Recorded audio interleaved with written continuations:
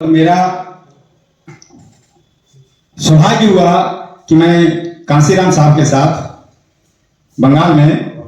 काम करने का मौका मिला। कांसीराम जी कहा करते थे, जब भी इनका केडर क्लास होता था तो कहते थे कि मेरे जीते जी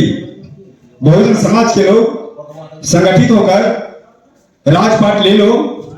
नहीं तो जो यहाँ व्यवस्था अनुवाद का है कभी भी राजा बनने तुम लोगों को नहीं देगा। जब हम लोग साहब के साथ बैठते थे तो हम लोग साहब को पूछते थे कि आखिर राजा क्यों नहीं बनने देगा, तो बोलता था देखो, जब हमने महाराष्ट्र में नौकरी करता था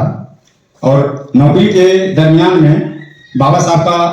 और बुद्ध के जयंती के उपलक्ष्य में हमको छुट्टी मैंने समाज को दिया करता था, तो उसमें एक दीना भाना नाम के व्यक्ति था जो कि समाज की अगुवाई करके और उन्होंने अंबेडकर जयंती और बुद्ध जयंती के उपलक्ष्य में उन्होंने छुट्टी के लिए लोगों को एकत्रित किया और एकत्रित करने के बाद ऐसा हुआ कि वहां के जो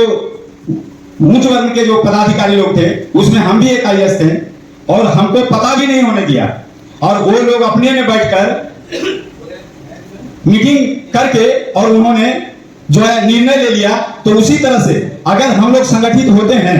और संगठित हो करके जो हमने 15 और 85 का जो सिस्टम से हमने जो संगठन बनाया D4 और वाम से, जो त्यागी जी बता के कहते, जब हम वेस्ट बंगाल में काम करते थे तो सबसे ज्यादा पार्टी जो हमारा मजबूत होता था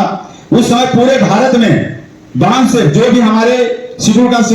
माइनॉरिटी के जो भी उच्च पदाधिकारी हो या छोटे पद वाले सरकारी नौकरी वाले हो, वो सारा डोनेशन बहुजन समाज पार्टी में आता था। लेकिन बाद में जब कांसीराम जी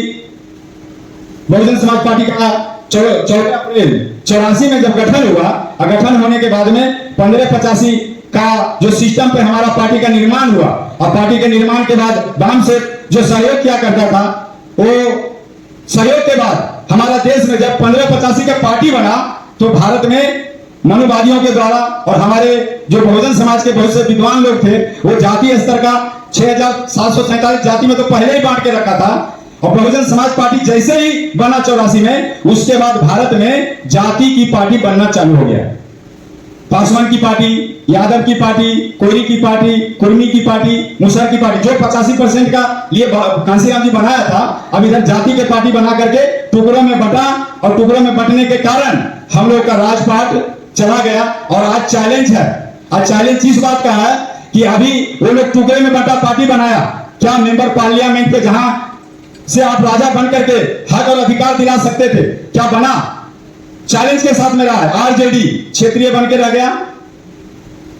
जदयू क्षेत्रीय बन करके रह गया, हेमंत सोरेन जो आदिवासी की पार्टी है क्षेत्रीय बन करके रह गया। कोई भी बहुजन समाज का जो कांसीराम जी का जो सपना था उस सपने को समझ नहीं पाया हमारे लोग। और आज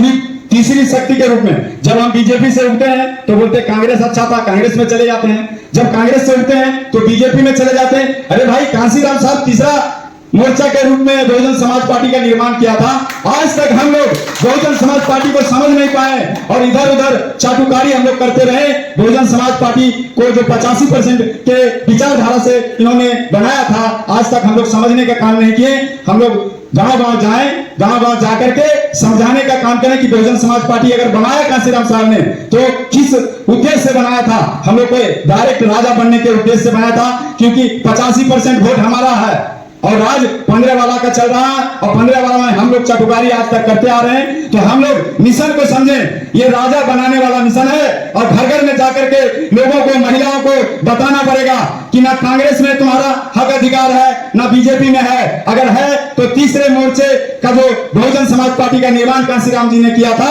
उस पार्टी में ही हमारे बहुजन समाज के लोग राजा बन सकते हो। दूसरे में तलवा चाट सकते हो, पति जैसे होता है ना, जूठा छोड़ देता है तो लोग चाप करके किसी तरह से भूख प्यास निकाल लेता है, ऐसा ही कर सकते हो। राजा कतई नहीं बन सकते हो। राजा अगर बनना है तो बहुजन समाज पार्टी में आना ही होगा, चाहे जो भी हो। जब तक नहीं आते हैं तब तक राजा नहीं बनेंगे। धन्यवाद।